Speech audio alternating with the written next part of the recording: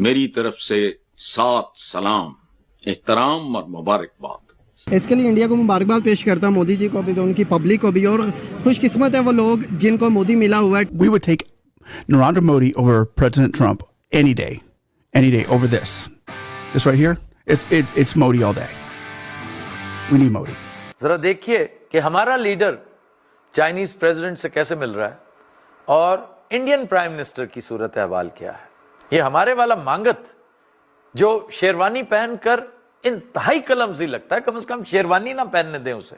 एक वक्त की रोटी के लिए तरस रहे हैं और दूसरी तरफ हमारे वजीर आजम साहब शहबाज शरीफ साहब अपने बुजुर्ग के साथ गैर मुल्की दौरों में मसरूफ। हमारे हुक्मरान चल रहे हैं ना, हमारी पब्लिक एक दूसरे ना, हमारा पैसा भी नहीं चल रहा। पैसा है ही नहीं है, चलना किधर से है। मैं समझता हूं कि ये जो लंच किया गया था ना व्हाइट हाउस में, ये बिल्कुल वैसा ही था जैसे काबुल में एक जनरल साहब ने पता नहीं क्या सोचकर वहां पर फातिहाना अंदाज में टी कप लहराया था। चाइना भी इस टाइम परेशान है हिंदुस्तान को लेके, क्योंकि चाइना को पता है अगर दुनिया में कोई उसे बीट कर सकता है तो वो सिर्फ हिंदुस्तान है, उसके अलावा कोई कंट्री नहीं है। इंडिया ने अगली पिछली कसरें निकाल दी, उसने डिफाई किया पूरे यूरोप को कि तुम्हारी ऐसी की तैसी, तुम कौन होते हो इसके ऊपर सैंक्शन लगाकर मुझे तंबीह करने वाले।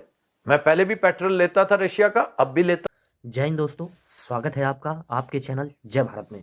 दोस्तों, हाल ही में दिल्ली के अंदर एक सम्मान समारोह हुआ था जिसमें से माननीय नरेंद्र मोदी जी एक 90 वर्षीय बुजुर्ग को एक सम्मान से व्यक्तिगत कर रहे थे तथा उसी समय उस 90 वर्षीय योग गुरु ने माननीय प्रधानमंत्री जी नरेंद्र मोदी जी के पैर छूने का प्रयास किया। तभी नरेंद्र मोदी जी ने उन्हें रोकते हुए उनके हाथ पकड़े तथा उन्हें उनके पैरों पे आगे झुककर उन्हें नमन किया तथा इस घटना को देखकर पाकिस्तानी मीडिया, इंडियन मीडिया व बाहरी मीडिया देखकर बहुत ही ज़्यादा सुन्न है और शौक है, क्योंकि नरेंद्र मोदी जी ने कहा कि हमारी जो भारतीय संस्कृति है वो ये कहती है कि पद भले ही कितना बड़ा क्यों ना हो, हमें हमेशा अपने बुजुर्गों का, अपने संस्कृति का सम्मान करना चाहिए।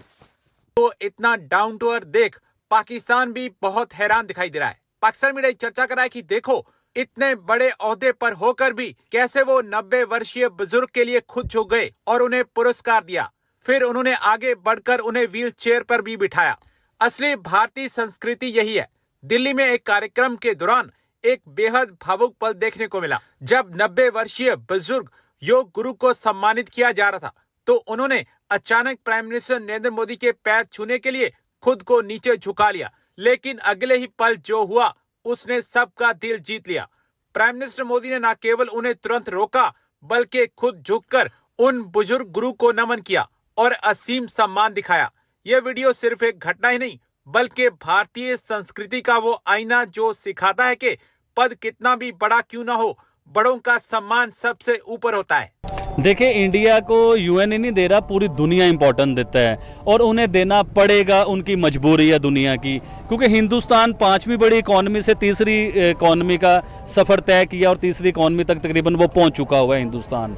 तो इस टाइम दुनिया में एक बिजनेसमैन की तरह हिंदुस्तान पहचाना जाता है। दुनिया जो है हिंदुस्तान से काम कारोबार करना चाहती है। देखिए, एलन मस्क जो है उनकी टेस्ला वो भी हिंदुस्तान में, अब उनकी फैक्ट्री आ रही है हिंदुस्तान में, उनकी कारें बनेंगी जो बिजली से कारें चलेंगी।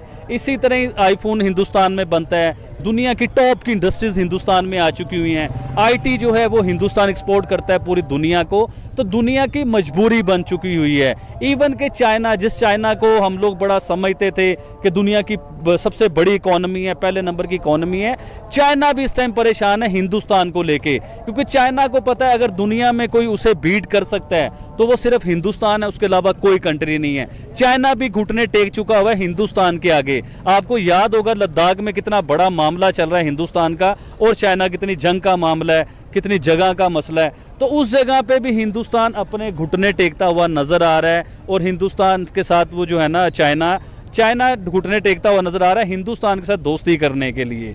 तो अब वो चाइना रशिया को बीच में डाल के हिंदुस्तान को दोस्ती करने की तरफ आ रहा है। तो इसी तरह देखिए, अगर हिंदुस्तान को कि आप ईरान के साथ ट्रेड ना कीजिए, उससे कोई मुआहदे ना कीजिए, उससे तेल ना लें, तो हिंदुस्तान ने उनसे तेल भी लेके दिखाया, उनसे ट्रेड भी करके दिखाया। आज तक ईरान के साथ बिजनेस हिंदुस्तान करता है, वो नहीं डरा। अब आ जाएं आप इसराइल की तरफ या दूसरी कंट्रीज की तरफ, इनकी जंग की तरफ आ जाएं, तो हिंदुस्तान की पॉलिसी है दोस्ती की, उसकी जंग की पॉलिसीज नहीं है। आप पिछले 20, 30, 40 सालों में निकाल के देखें कि हिंदुस्तान ने कितने मुल्कों के साथ जंग लड़ी है या कितने मुल्कों को ब्लैकमेल किया है। देखिए, तरक्की जो मुल्क करते हैं उनकी कामयाबी ये होती है कि वो जंगों की तरफ नहीं जाते, वो अपने मुल्क को जो है ना बिजनेस की तरफ लेके आते हैं, अपने मुल्क में इंडस्ट्रीज लेके आते हैं, अपने मुल्क में कारोबार लेके आते हैं, अपने मुल्क में इन्वेस्टर जो है उन्हें फ़ायदा देते हैं वो लोग। लेकिन हम लोग जो है ना सिर्फ जंगी सामान इकट्ठा करने पे अपना टाइम ज़ाया करते हैं, सिर्फ जंग के लिए हम कोशिश कर रहे होते हैं। हम लोग ये कोशिश नहीं करते, ये पिलकती हुई आवाम, ये महंगे बिजली के बिल, ये महंगा आटा, ये महंगे राशन, हम लोग इसके ऊपर काम नहीं करते। हम करते हैं काम एटम बम के ऊपर, हम काम करते हैं यूनाइटेड नेशन में जाके जी हमने कश्मीर के मुद्दे को उठाना है। हम उधर जाके यूनाइटेड नेशन में अगर ये मुद्दा उठाएं,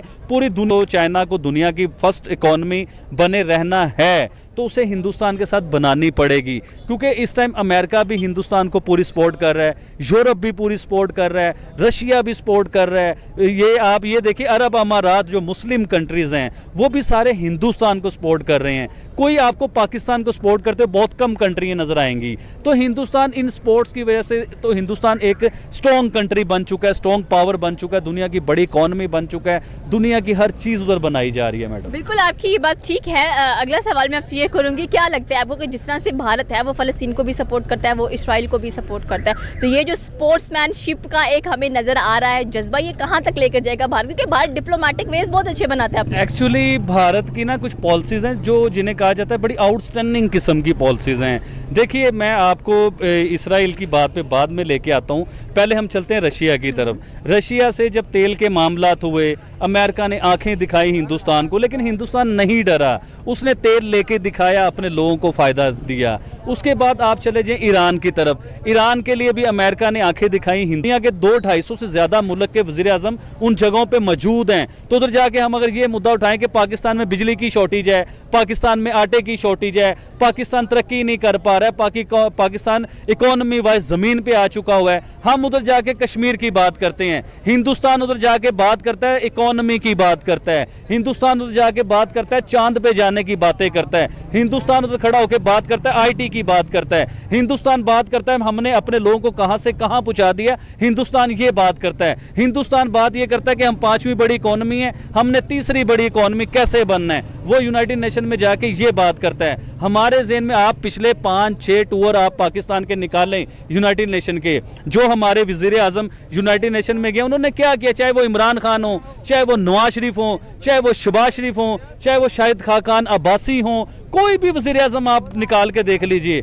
उन्होंने यूनाइटेड नेशन में जाके सिर्फ कश्मीर का ही रोना रोया है। देखिए, कश्मीरियों से मोहब्बत हमें भी है, हम भी कश्मीरियों से प्यार करते हैं, हम भी चाहते हैं कश्मीरी जो है खुद मुख्तियार हों, या कश्मीरी के अपने मामलात, या कश्मीर जिसे चाहते हो उसे पीएम बनाए, अपने इलाके का एमपी बनाए, एमएनए बनाए। और ये प्राइम मिनिस्टर नरेंद्र मोदी ने करके दिखाया है। उसने प्रॉपर कश्मीर में इलेक्शन करवाए, फेयर इलेक्शन हुए और जबरदस्त इलेक्शन, लोगों ने अपनी मर्जी के वोट डाले, अब उसका रिजल्ट भी आएगा। तो ये मामलात होने चाहिए। मैडम आखिरी सवाल मैं आपसे ये करूंगी, आपको क्या लगता है कि जितने भी इस वक्त भारतीय वेस्ट एशिया के अंदर काम कर रहे हैं, ये जो स्टेप है जो इंडिया आ रहा है बीच में, इसराइल और लेबनान के, कोई नुकसान पहुंचने वाला है? क्योंकि इंडियन जहां पर भी आपको नजर आएंगे नरेंद्र मोदी फौरन पहुंचेंगे उनको बचाने के लिए। तो यहाँ पर अगर देखा जाए, आपको पता है कि इंडिया की इकोनॉमी 3रे नंबर पर है, वो अपने बंदों को बचाने में एक्सपर्ट है।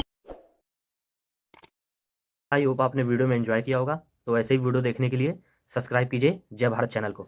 हमारे चैनल पे आपको Pakistani reaction, Pakistani girls reaction, Pakistani media reaction, Pakistani funny reaction, Pakistani cricket update व पाकिस्तानी लास्ट डेट अपडेट व पाकिस्तान की छोटी बड़ी न्यूज़ हमेशा मिलती रहेगी। मिलते हैं नेक्स्ट वीडियो में, जब तक के लिए जय हिंद जय भारत।